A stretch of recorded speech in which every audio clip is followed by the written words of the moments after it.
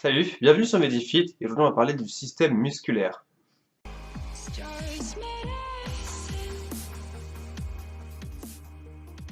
Dans cette vidéo, on parlera des deux aspects principaux qui intéressent la musculation, c'est-à-dire la force et l'hypertrophie. Alors tout d'abord, il faut définir le terme hypertrophie. L'hypertrophie est un terme qui s'oppose au terme atrophie, qui signifie réduction en volume. Donc l'hypertrophie, c'est une augmentation volumique, que ce soit tissulaire ou autre, et atrophie, c'est une diminution volumique des ensembles de tissus. Donc une hypertrophie musculaire, c'est une augmentation du volume musculaire. Donc votre masse musculaire paraît plus conséquente. On va aussi définir la différence entre force et hypertrophie. Deux définitions simples. La force est une adaptation à une incapacité mécanique. Alors en fait, pour générer de la force, pour augmenter sa force, le corps va répondre à une incapacité à générer une force motrice. Donc par exemple, si vous voulez faire un curl à 50 kg et que vous n'y arrivez pas, essayez de faire ce curl même en très peu de séries, va créer vous êtes en incapacité à générer ce mouvement. Donc suite à cette incapacité, votre corps va créer une adaptation nerveuse pour l'augmentation de la force. L'hypertrophie, c'est pas dû à une incapacité, mais plutôt à une réparation des lésions.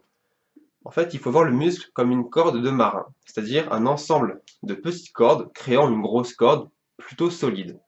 Quand vous faites des exercices et vous lésez les petites cordes, ce qui va induire une augmentation du nombre de petites cordes et faire grossir le muscle. Donc en fait, l'hypertrophie a pour but final l'augmentation de la résistance du muscle. Faire grossir un muscle lui permet d'être plus résistant puisqu'il y a plus de petites cordes. Donc on peut scinder déjà force et hypertrophie. La force est une réponse à une incapacité mécanique, alors que l'hypertrophie est une réponse à une lésion. Donc, après avoir vu ces deux définitions assez simplifiées sur lesquelles je reviendrai en fin de vidéo pour expliquer plus clairement comment générer de l'hypertrophie ou de la force, on va voir plus précisément qu'est-ce qu'une cellule musculaire, qu'est-ce qu'un ensemble musculaire. On va déjà voir toute la structure musculaire et comment comprendre plus profondément le système musculaire. Alors, qu'est-ce qu'un muscle? Tout d'abord, on va partir de loin, on va faire un zoom de plus en plus gros. Alors, un muscle, c'est un ensemble de cellules fusionnées. Donc, les cellules dans le muscle s'appellent les myocytes. Déjà, pour retenir tout ce qui contient myo a un rapport avec le système musculaire. Donc, un muscle est un ensemble de cellules fusionnées, donc des myocytes, contenant des myofibrilles, contenant eux-mêmes des myofilaments. Donc là, ça paraît un peu complexe, mais il faut voir ça comme des poupées russes. Donc un emboîtement de plus en plus petit. Donc un muscle, c'est quoi? C'est une grosse structure protéique, membranaire. Donc normal, ce sont des cellules, avec des cellules fusionnées. Donc ce ne sont pas une seule cellule, donc c'est-à-dire ce sont plusieurs cellules qui ont fusionné pour créer un ensemble très grand, très long et très résistant. Hop. Parmi les myocytes, il existe trois sous-catégories de type musculaire. Les cardiomyocytes, les rhabdomyocytes et les léomyocytes. Alors, les cardiomyocytes, comme son nom l'indique, ce sont des cellules musculaires cardiaques. Alors oui, il y a plusieurs types de types cellulaires musculaires. Pourquoi? Puisqu'en fonction du type cellulaire, il y a un besoin. Par exemple, les cellules musculaires du cœur sont dites infatigables. Essayez par exemple de prendre une balle de tennis et faire ça très longtemps, vous allez voir que vous allez vite avoir mal au bras et être fatigué. Et bien votre cœur, c'est ce qu'il fait depuis votre naissance, donc ce sont des cellules particulières. Ensuite, nous avons les rhabdomyocytes. Ce sont les cellules musculaires striées, donc les cellules musculaires squelettiques. Donc par exemple pour vos épaules, vos triceps, partout, tout ce qui est rattaché à un segment osseux. Ensuite, vous avez les léomyocytes, ce sont les cellules musculaires lisses. Ce sont ceux qui font partie et qui répondent aux ordres du système nerveux autonome. Donc par exemple, vos muscles intestinaux, ce qui permettent le transit intestinal et toute la digestion. On va voir maintenant les différents systèmes et réponses hypertrophiques, mais de manière théorique. On va pas en parler de manière concrète, c'est-à-dire je vais vous expliquer comment créer l'hypertrophie, on verra ça après. Je vais parler en termes médicaux. Alors l'hypertrophie, qu'est-ce que c'est? Eh bien, c'est le fait de drafter des cellules myogéniques. Alors les cellules myogéniques sont plus communément appelées les cellules satellites. Ce sont des cellules qui sont situées, elles, en périphérie du système musculaire. Donc vous avez votre système musculaire, c'est-à-dire un système viable, donc vos muscles déjà prêts de cellules fusionnées, alors que les cellules myogéniques sont des cellules près du système sanguin. Alors pourquoi? Puisqu'elles peuvent, si elles sont près du système sanguin, c'est qu'elles attendent un signal, puisque dans le sang, on véhicule des hormones et tout un tas d'autres signaux chimiques. Donc vu qu'elles sont près du système sanguin, elles peuvent recevoir directement les signaux pour aller répondre au phénomène hypertrophique. Alors comment ça fonctionne? Les cellules myogéniques sont près ou autour des capillaires, voire des veines, et en réponse à par exemple de l'HGF ou de l'IGF-1, alors HGF, qu'est-ce que c'est? C'est Hepatocyte Growth Factor, et IGF-1, c'est Insuline Growth Factor 1. Alors, hépatocyte, vous avez reconnu, c'est au niveau du foie, donc le foie a un rôle dans l'hypertrophie, c'est pour ça qu'il faut aussi prendre soin de son foie, et que je répète dans toutes mes vidéos que le meilleur moyen de créer du muscle, c'est d'être en bonne santé de façon générale, puisque l'hypertrophie, ce n'est pas qu'une seule astuce magique, mais un ensemble de facteurs physiologiques créant un environnement propice à l'hypertrophie. Donc, c'est-à-dire être en bonne santé, créer une hypertrophie naturelle. L'IGF-1, lui, c'est l'insuline growth factor, donc c'est en termes hormonal, c'est avec l'insuline. Alors, je vous ai dit précédemment, en parlant des facteurs d'hypertrophie, qu'il était important d'être en bonne santé, que c'était le meilleur moyen d'être en hypertrophie. Eh bien, pour être en hypertrophie, il faut aussi prendre soin plus particulièrement de son système sarcotubulaire.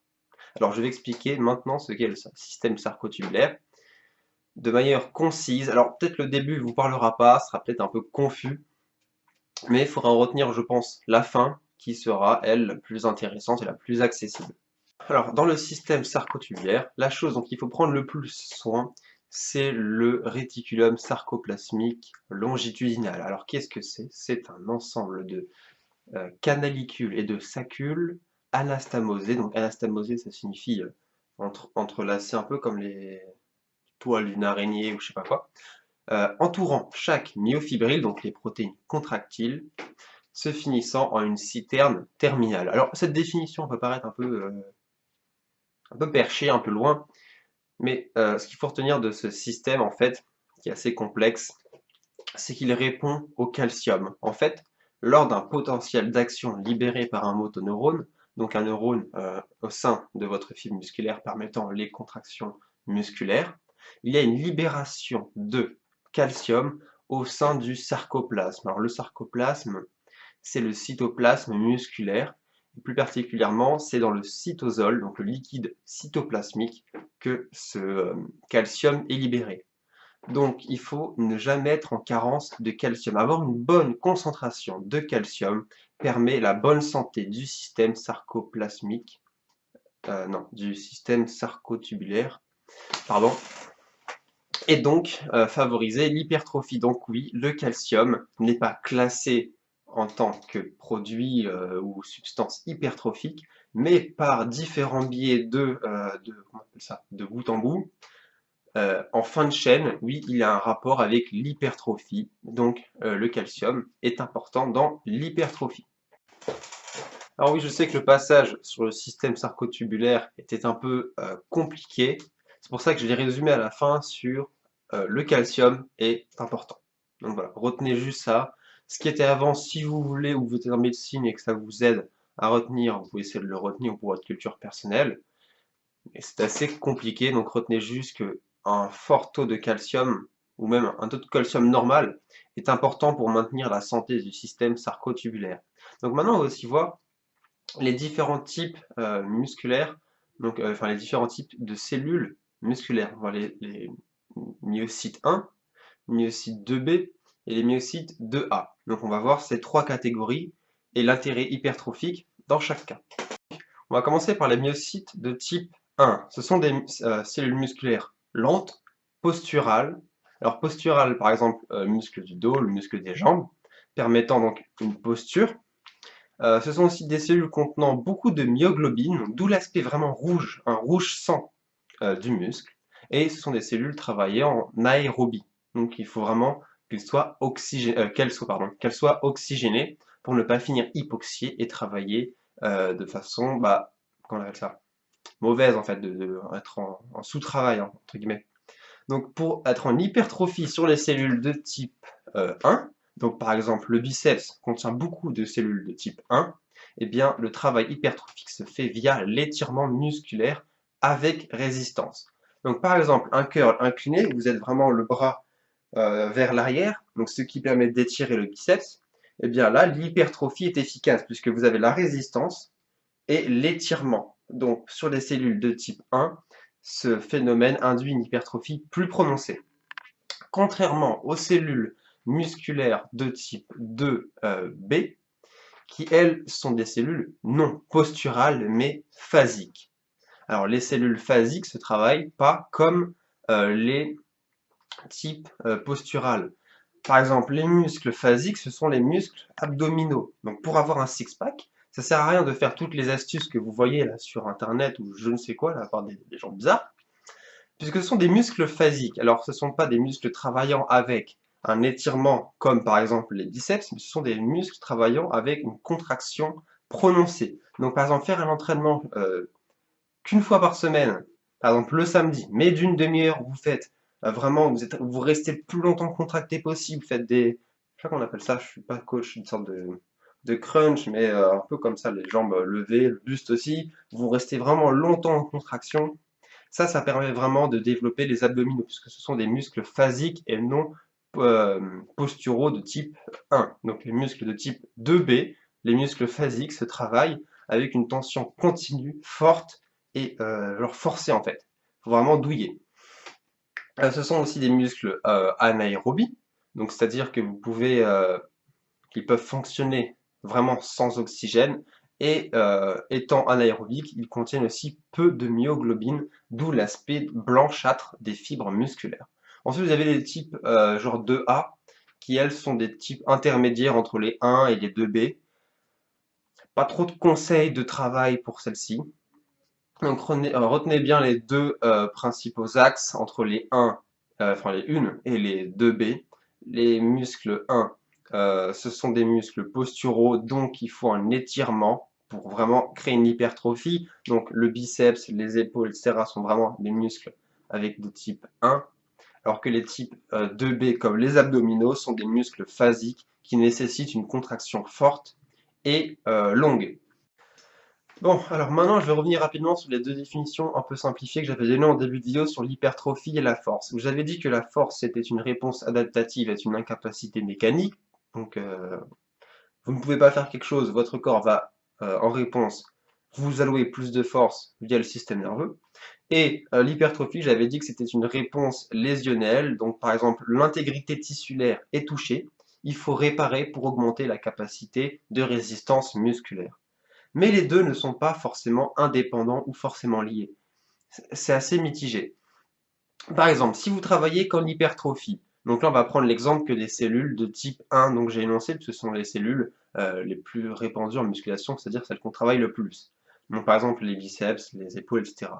Donc pour être en hypertrophie là-dessus, j'avais dit qu'il fallait faire un étirement avec résistance. Donc par exemple, en fait, vous éloignez la myosine de l'actine le plus fort, enfin le plus loin possible, ce qui va réduire, pardon, là vous êtes comme ça. Là, la résistance est forte. Vous étirez, la résistance est plus petite. Là, c'est beaucoup plus facile de créer des lésions. Donc c'est pour ça que l'étirement est important. Donc là, avec cet étirement, vous créez des petites lésions, vous êtes en hypertrophie. Mais si vous travaillez qu'en hypertrophie, à un moment, au début, vous avez par exemple deux comme ça, donc c'est facile de créer des lésions. Mais si vous faites de l'hypertrophie tout le temps, vous allez avoir beaucoup de fibres musculaires, et là, la résistance sera tellement augmentée que si vous ne travaillez jamais en force, eh bien, vous n'aurez pas assez de force pour créer de nouvelles lésions, et vous ne serez plus jamais en hypertrophie, puisque l'adaptation n'aura pas, comment dire, vous n'aurez pas besoin de faire une adaptation musculaire, vu que vous n'allez pas créer de lésions. Mais vice-versa, si vous travaillez qu'en force et jamais en hypertrophie, la résistance musculaire liée à l'hypertrophie ne sera pas présente vu que vous ne travaillez pas en hypertrophie, le muscle ne sera pas très résistant. Vous allez augmenter votre capacité à générer des forces motrices, donc à créer de la force. Donc vous allez prendre de la force petit à petit, mais vous augmentez vos risques de blessure puisque votre muscle n'est pas résistant. C'est pour ça qu'il faut travailler les deux aussi pour éviter la stagnation. Comme je vous l'ai dit, si vous faites que de l'hypertrophie, à un moment, vous n'allez pas avoir assez de force pour générer des forces assez conséquentes pour créer de nouvelles lésions et avoir une hypertrophie assez significative. Parce que je ne dis pas qu'il n'y a pas d'hypertrophie, il y en a, mais elle n'est pas significative, vous ne progressez pas réellement. Donc, si vous n'avez pas assez de force, vous ne pouvez pas, vous allez bloquer en hypertrophie. Mais si vous faites que de la force et que vous ne faites pas l'hypertrophie, vous augmentez drastiquement vos chances de blessure. C'est pourquoi aussi il est conseillé de faire les deux. Soit vous faites par exemple en début de semaine, vous travaillez en force, en fin de semaine, vous travaillez en hypertrophie, ce qui permet aussi de reposer le système nerveux, hein. Ou alors, durant vos entraînements, vous travaillez en force en début de séance et en fin de séance en hypertrophie, c'est-à-dire via l'étirement. Comme je vous l'ai dit précédemment, les types cellulaires de type 1 réagissent fortement à l'étirement en termes d'hypertrophie. C'est donc pourquoi la seule règle à retenir en fait pour être en hypertrophie, c'est pas les trucs que vous voyez sur internet, genre les 5 meilleurs exos ou les trucs machin, ça non, ça c'est pour faire du contenu récurrent. Enfin bref, la seule astuce à retenir, c'est l'étirement musculaire. Donc par exemple, si vous voulez travailler en hypertrophie en fin de séance, vous prenez un poids assez léger, mais pas trop non plus, il faut qu'il y ait une force pour créer l'hypertrophie, donc pour créer les lésions. Vous faites par exemple pour les pecs, de l'écarté couché, je crois que ça s'appelle comme ça, ouais, écarté couché, mais avec un étirement maximal. Vraiment que le muscle, au lieu d'être comme ça, donc là il est très résistant, il sera de cette manière, ce qui favorise les lésions musculaires. D'ailleurs, pour expliquer le phénomène de stagnation en hypertrophie musculaire, quand vous êtes débutant, par exemple, vous avez vos systèmes actine-myosine de cette manière. Donc vous avez deux, par exemple, hein, c'est juste schématique. Vous faites votre exercice, vous les lésez. Donc là, c'est pas très résistant, c'est facile à casser, donc forcément vous êtes en hypertrophie. Mais plus vous faites de l'hypertrophie, au bout d'un moment, vous arrivez par exemple comme ça. Donc même avec un étirement, c'est très dur de faire des micro-lésions et donc de progresser. C'est pourquoi la force est importante, pour pouvoir continuer à générer assez de force et donc de micro-lésions pour cette hypertrophie. Donc voilà, j'espère que cette vidéo vous a été utile, hein. Les trucs à retenir vraiment, c'est pour les muscles de type avec posturaux, donc contenant des myocytes de type 1, le facteur hypertrophique principal est l'étirement. Alors que pour les cellules de type 2B, donc les muscles phasiques, c'est vraiment la contraction forcée et lente. Donc par exemple, si vous voulez travailler les abdos, une fois par semaine, ça suffit, mais un entraînement d'une demi-heure intense. Vous faites des exos avec à peine 10 secondes, 20 secondes de pause, très peu de pause. Donc voilà. Par contre, si vous faites la même chose pour les muscles de type 1, là, il faut prendre au moins 2 à 3 minutes de repos pour chaque exo. Ceux qui vous disent, ouais, prenez 1 minute 30, c'est pas assez, puisque, comme je vous l'ai dit, pour créer un phénomène hypertrophique, il faut créer des lésions via un étirement assez conséquent. Et pour créer cet étirement, j'avais dit que c'était aussi lié à la force. Mais pour avoir de la force, il faut du carburant, de l'énergie. Et votre corps ne peut pas se permettre de prendre qu'une seule minute de pause en termes de récupération énergétique. 2 minutes suffisent à reprendre assez de force assez d'énergie pour générer assez de force et donc générer assez d'hypertrophie. Donc pour n'importe quel exercice, 2 minutes à 3 minutes en fonction de l'intensité. Par exemple, si vous mettez très lourd, 3 minutes. Si vous mettez moyen, lourd, léger, je sais pas quoi, 2 minutes. Même si ça paraît long, c'est important pour l'hypertrophie puisqu'il faut reprendre de l'énergie pour créer de la force et créer des lésions et donc créer de l'hypertrophie. En revanche, pour les muscles phasiques, donc les muscles par exemple abdominaux, là, 10 secondes de pause, c'est déjà très bien. Il faut vraiment se donner à fond pour les abdos. Donc voilà, je veux aussi vous donner comment dire, quelques compléments utiles à l'hypertrophie. Alors les trois seuls compléments vraiment utiles, je parle à l'hypertrophie, hein, non pas le visible comme la créatine, mais vraiment l'hypertrophie. Il y a déjà à la base la whey protéine, puisque ce sont des protéines, donc de toute façon les protéines ont un rôle dans l'hypertrophie. Ensuite, la citrulline malate, ça a vraiment un rôle dans l'hypertrophie aussi. Et le dernier, c'est le colostrum. Alors ça, je crois que ça vient du lait. J'ai pas d'infos supplémentaires, je sais pas trop ce que c'est. Et j'ai pas trop suivi non plus en cours les trucs sur le colostrum, parce que j'en ai rien à foutre. Ensuite, il y a aussi en quatrième, mais j'avais dit 3, mais là, Quatrième, c'est oui et non. C'est la leucine qui est importante dans les blocs de construction, etc. Mais le problème de la leucine, c'est que oui, c'est hypertrophique, mais il faut des quantités assez conséquentes pour créer cette hypertrophie. Il faut beaucoup, beaucoup de leucine pour que ce soit vraiment utile. Et je ne pense pas que les gens aient les moyens de prendre 20 ou 50 grammes de leucine par jour. Donc c'est un intervalle assez large, mais vraiment, il faut beaucoup de leucine par jour, donc ça ne sert pas à grand chose en termes d'hypertrophie, à part atrophier votre porte-monnaie. Hop, alors j'espère que cette vidéo vous a été utile, hein, là c'est la conclusion.